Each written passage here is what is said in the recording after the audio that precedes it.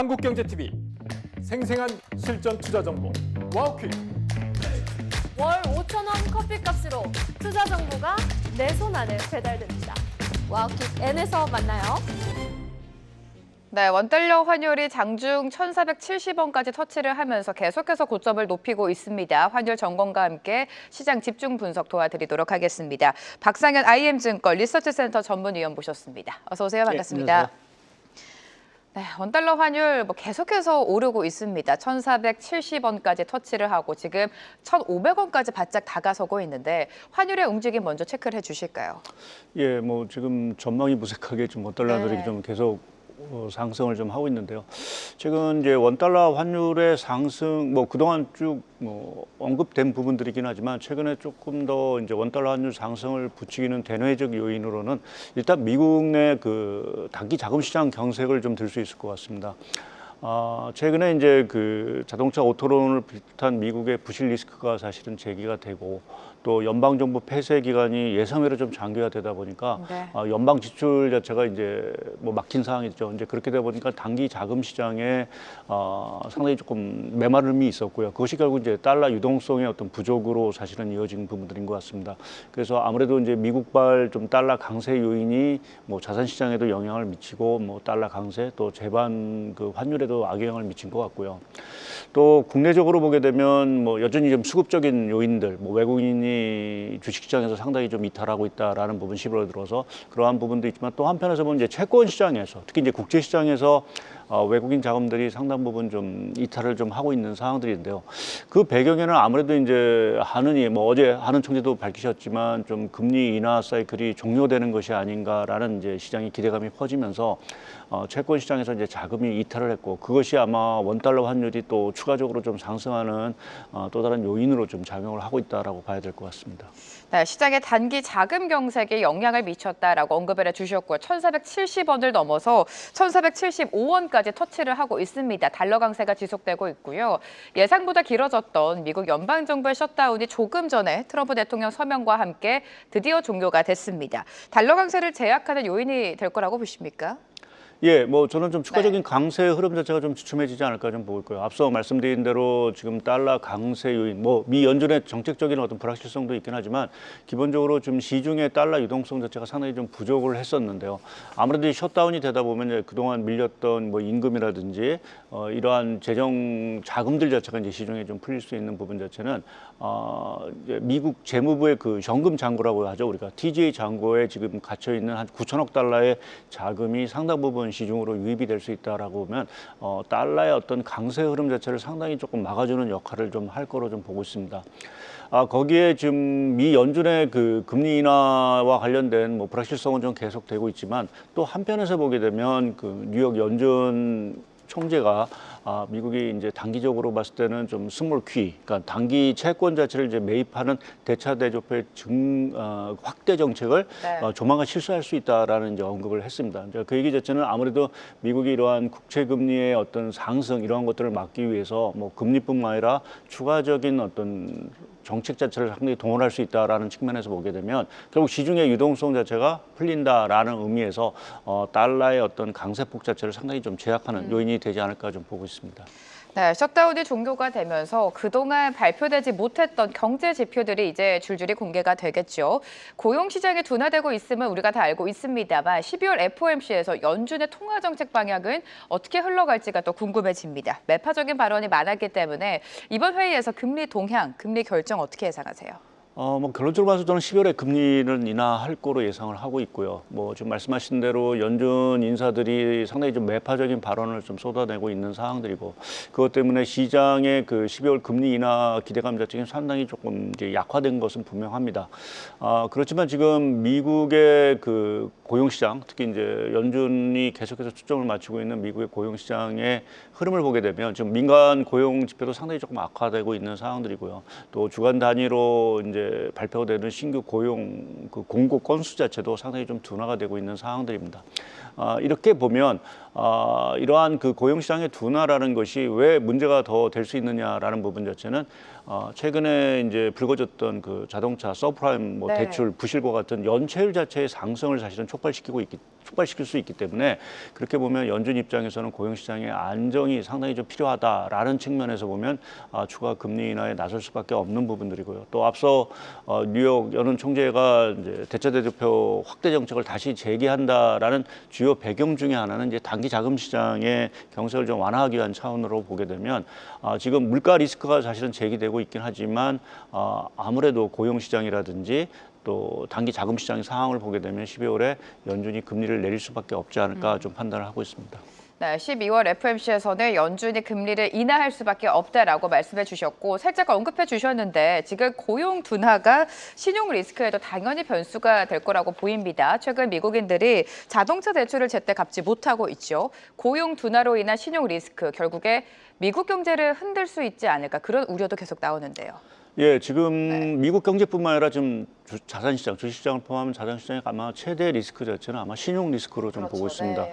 만약 이 신용 리스크 자체가 확산이 된다라고 하면 당연히 유동성 자체가 당연히 줄어들 거고요. 이제 그것이 급등했던 자산 가격 자체의 조정 압박을 당연히 일으킬 수밖에 없다라는 측면에서 보게 되면 우리가 좀 경계해야 되는 부분은 이제 신용 리스크인데 지금 말씀하신 대로 이제 그 서브프라임, 그러니까 어떻게 보면 신용도가 낮은 사람들한테 빌려준 자동차 대출의 연체율 자체가 사실은 조금 올라가고 있는 상황들입니다. 다만 이제 저희가 조금 그래도 아직은 그 우려할 사항이 아니다라고 보는 거는 전체 자동차 대출 중에서 이 서브프라임 자동차 대출로 분류할 수 있는 비중 자체는 약 한 17% 정도밖에 되지는 않은 상황들이거든요.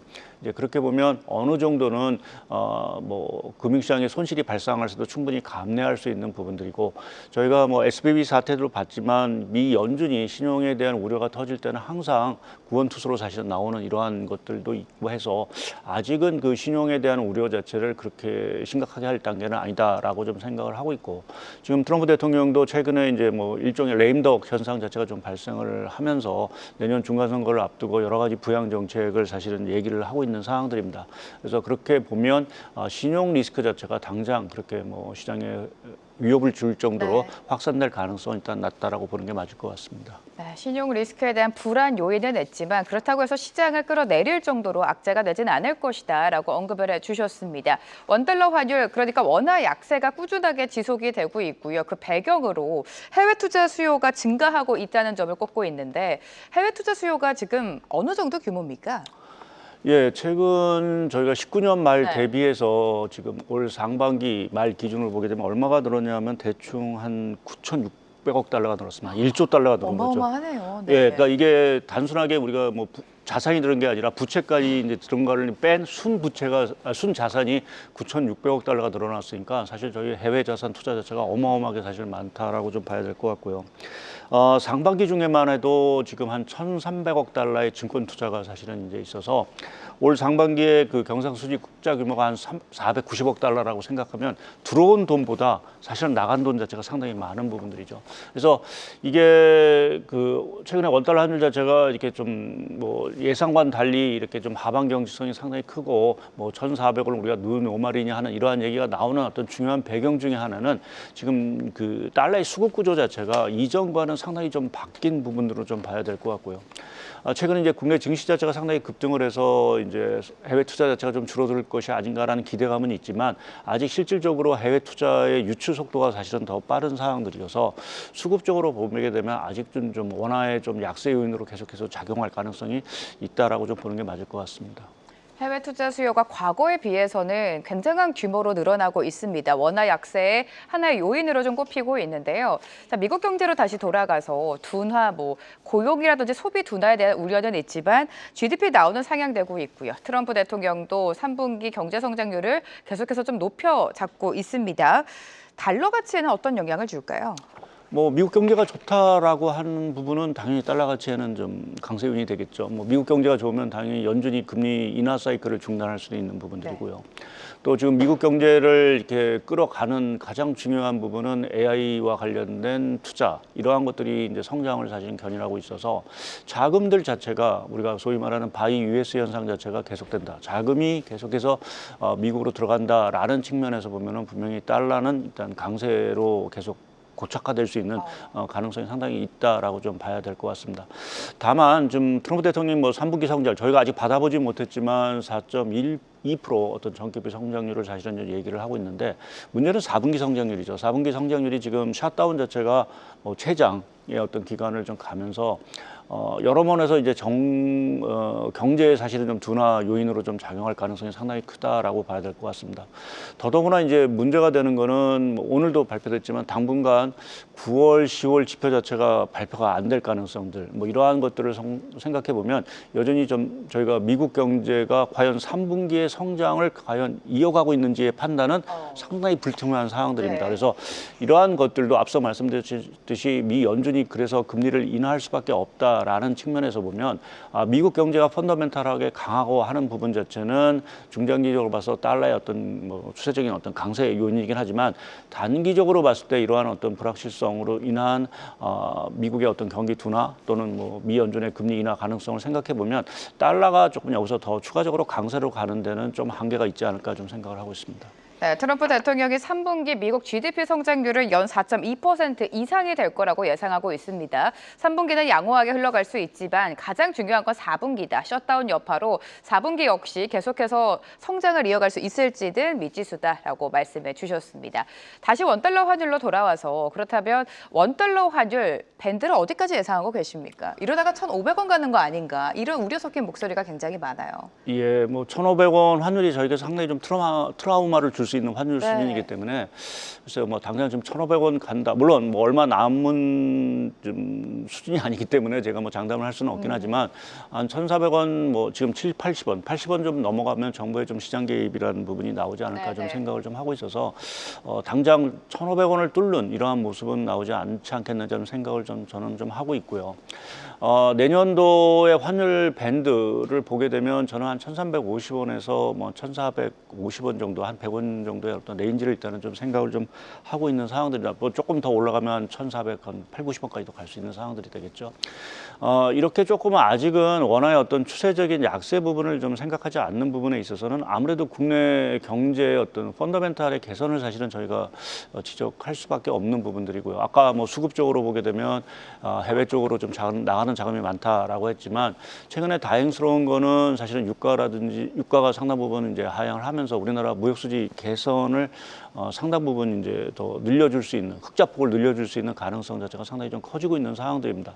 거기에 이제 수출 경기도 이제 반도체를 중심으로 해서 또 추가적인 어떤 그 강세가 이어질 수 있다라는 부분을 보게 되면 원화의 어떤 추세적인 약세를 얘기하기보다는 조금은 좀 강세 쪽의 어떤 전환 가능성을 드릴 수 있지 않을까 좀 보고 있고 또 중요한 것이 이제 달러와 환율일 텐데 지금 달러 지수 앞서 말씀드린 대로 뭐 구조적으로 강세 부분은 뭐 저희가 부인할 수는 없긴 하지만 지금 연준이 만약 12월에 금리를 인하하고 내년에 또 추가적인 금리 인하에 나설 수 있다. 또 연준이 추가적인 어떤 양적 완화와 같은 정책을 내놓는다라고 하면 단기적으로 봤을 때는 좀 달러가 좀 약세 쪽으로 가는 그러한 분위기가 좀 나올 수 있어서 내년 상반기쯤에는 조금 달러 흐름 자체가 좀 제한적인 어떤 약세를 계속 말씀을 드리고 그것 때문에 원달러 환율 자체도 다시 한 1,300원 후반대 정도까지는 좀 떨어지는 모습이 나오지 않을까 좀 보고 있습니다. 1,480원이 넘어간다면 정부의 개입이 있겠죠. 내년까지는 그래도 1,300원 후반대로 내려오면 좋겠다라는 말씀까지 덧붙여 주셨고요. 자, 우리 시장, 국내 시장을 복귀해 보면 9월과 10월 말 그대로 상승 랠리를 이어갔고요. 외국인의 적극적인 매수세가 들어오면서 지수 상승을 이끌어줬습니다. 최근 들어서는 환율에 대한 부담도 물론 있겠죠. 외국인 수급이 좀 주춤한 상황인데 수급 동향도 좀 짚어주실까요? 예, 뭐 11월 들어와서 예상외로 사실은 좀 외국인의 증시의 이탈 규모 자체가 오히려 기관이 들어오고 예, 있습니다. 상당히 좀 많이 커졌고 해서 이게 또 추세적으로 이제 외국인이 이탈하는 것이 아닌가라는 이제 우려를 좀 할 수 있는 부분들인데 저는 추세적인 이탈보다는 일단은 좀 단기 차익 실현에 대한 부분이 일단은 좀 크다라고 좀 보고 있고요. 그것이 뭐 환율에 대한 어떤 상승으로 인한 요인도 분명히 있긴 하겠지만 앞서 지적한 듯이 지금 미국 내 달러 자금 자체, 단기 자금 자체가 상당히 경색을 하다 보니까 다른 쪽에서 사실은 좀 자금들을 빼는 어떤 경향이 있다라고 봐야 될 것 같습니다. 그것이 이제 국내 주식시장뿐만 아니라 지금 보게 되면 최근에 뭐 다시 금 가격은 올라오긴 했지만 금 시장에서 자금이 조금 이탈을 했던 부분들이 좀 있고요. 또 이제 가상화폐 시장에도 상당히 좀 이탈을 하는 부분, 이러한 것들을 보게 되면 단기 자금 시장의 경색 자체가 기본적으로 외국인 자금의 어떤 최근의 이탈 현상 자체를 조금 부추긴 부분들이 아닌가 좀 생각을 하고 있고, 또 한 가지는 저희가 뭐 연말 되면 늘 얘기하는 이제 부크로징, 그러니까 이제 뭐 운용 기관들이 이제 연말을 앞두고 어느 정도 이제 이익이 났으니까 조금 요번 같은 경우에는 상당 부분 조기로 이제 크로징을 이제 하고 있는 분위기가 아닌가라는 좀 판단을 해볼 수 있는 것 같습니다. 그래서 이러한 어떤 요인들이 겹치면서 지금 외국인 자금이 이탈을 하고 있는데 뭐 앞서도 말씀드렸지만 지금 반도체 우리나라 경기 뭐 이러한 것들을 생각해보고 또 지금 원달러 환율이 여기서 추세적으로 상승하기보다는 오히려 좀 하락할 수 있다라는 생각을 해보면 외국인 입장에서는 상당히 좀 매력적인 어떤 좀 오히려 매수 타임이 되지 않을까라는 쪽에서 뭐 아직은 좀 추세적인 이탈로 네. 보기는 좀 어렵다라고 좀 말씀드리겠습니다. 최근 외국인이 우리 시장 안에서 물량을 내놓고 있습니다. 하지만 추세적인 이탈보다는 단기 차익 실현 매물이다라고 설명을 해주셨고요. 이렇게 원달러 환율 상승이 오히려 수출 경기에는 긍정적인 부분도 당연히 있지 않습니까? 이 부분 좀 하나씩 풀어주실까요?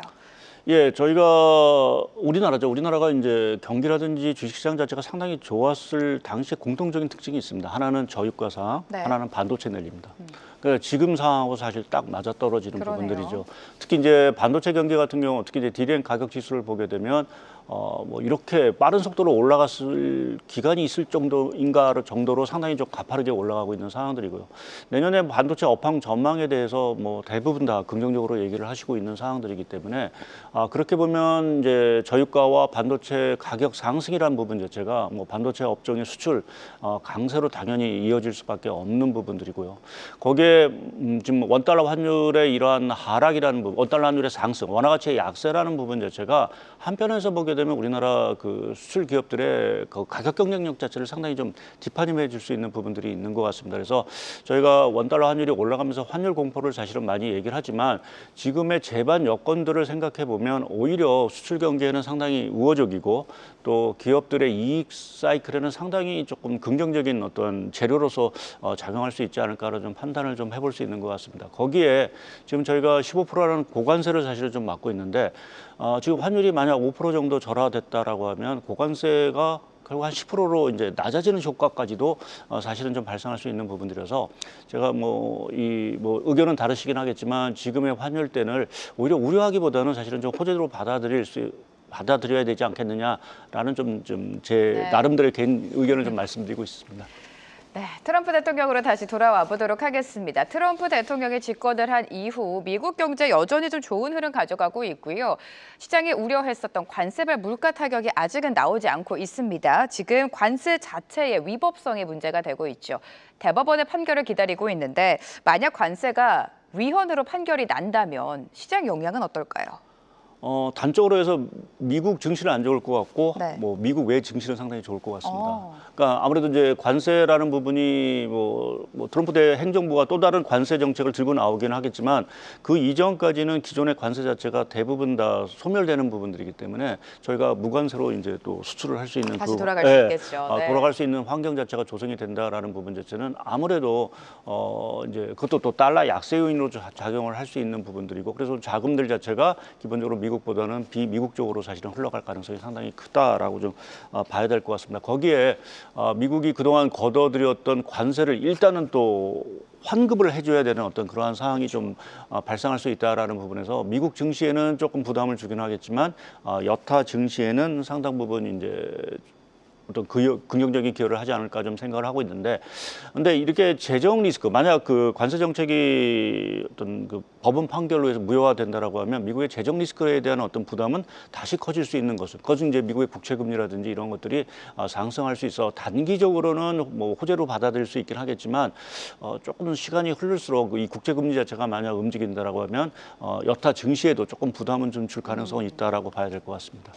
네, 만약 관세가 위헌으로 판결이 된다면 미국 증시는 당연히 타격을 받겠지만 그동안 관세 영향을 받았던 한국을 비롯한 비미국 증시는 호재로 작용할 수도 있다라고 언급을 해주셨고요. 자산시장 조금 시야를 넓혀서 금 가격을 또 전망을 해보도록 하겠습니다. 올해 내내 가파르게 상승세를 보여줬던 금값이 살짝 주춤하다가 다시금 반등 추세를 걷고 있습니다. 금값 전망해 주실까요? 예, 4,000불, 온수당 4,000불을 깼던 지금 딱 금 가격이 다시 한 4,200불 정도까지 올라온 상황들이고요. 뭐 글로벌 IB들 자체가 계속해서 금값에 대해서는 계속 좀 상승 추세를 얘기를 하고 있는 상황들입니다. 금 가격의 상승을 지금 계속해서 얘기하는 가장 주된 요인은 아무래도 미 연준의 정책이 있고요. 뭐 금리 인하뿐만 아니라 여러 가지 유동성 확대 정책이 지속이 될 수 있다라는 부분이 금 가격을 계속 지지하는 부분들이고, 또 수요적인 측면에서 보게 되면 뭐 개인 투자분들도 수요를 많이 하시지만 중국을 포함한 중앙은행들의 금 수요 자체가 여전히 강한 상황들입니다. 그래서 이런 것들을 보게 되면 금 가격은 뭐 올해도 상당히 조금 좋은 흐름을 이어했지만 내년에도 계속 좀 상승 흐름을 좀 가지 않을까 좀 생각을 좀 하고 있고요. 또 한 가지 이제 금이 이제 매력적으로 저희가 받아들일 수 있는 부분 자체는 뭐 이렇게 위험 자산, 뭐 유동성의 어떤 효과도 상당 부분 누릴 수 있는 부분. 동시에 만약 우리가 좀 신용 리스크라든지 이러한 좀 어떤 충격을 사실은 좀 대비하기 위한 차원에서도 사실 금에 대한 어떤 수요는 꾸준히 발생할 수 있을 거로 보고 있습니다. 소위 이제 안전자산 수요로서 금이 여전히 매력적인 부분들이어서 금은 뭐 안전자산으로서 또 위험자산으로서 어떤 매력을 계속 동시에 가져가는 흐름이기 때문에 그러한 측면에서 보게 되면 금의 어떤 추가적인 어떤 상승세 이런 것들은 조금 저희가 내다볼 수 있는 부분들이 아닌가 좀 생각을 하고 있습니다. 안전자산, 위험자산 동시 매력을 갖고 있는 게 금 가격이다. 긍정적인 전망을 내주셨고요.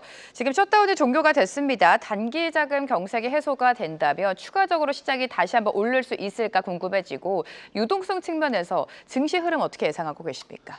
예, 뭐 말씀드린 대로 유동성 측면은 여전히 증시에 좀 우호적으로 좀 작용을 할 것 같고요. 특히 이제 11월에 그 연방정부 폐쇄로 이제 촉발된 단기 자금 경색마저도 해소가 된다라고 하면 결국 시중에 상당 부분 달러 유동성이 다시 이제 돌기 시작한다라는 의미이기 때문에 그 자금의 상당 부분 자체는 다시 좀 증시로 유입이 되지 않을까 좀 보고 있습니다. 최근에 이러한 단기 유동성 자체를 조금 더 경색시켰던 또 다른 요인을 하나 좀 지적하자면 이제 오라클이라든지 메타와 같은 빅테크들의 이제 회사채 발행 자체가 상당히 많이 늘었다라는 부분도 한편에서 보면 이제 그 빅테크들의 어떤 부채 리스크를 좀 자극하는 동시에 유동성을 좀 축소시키는 영향으로 됐는데요.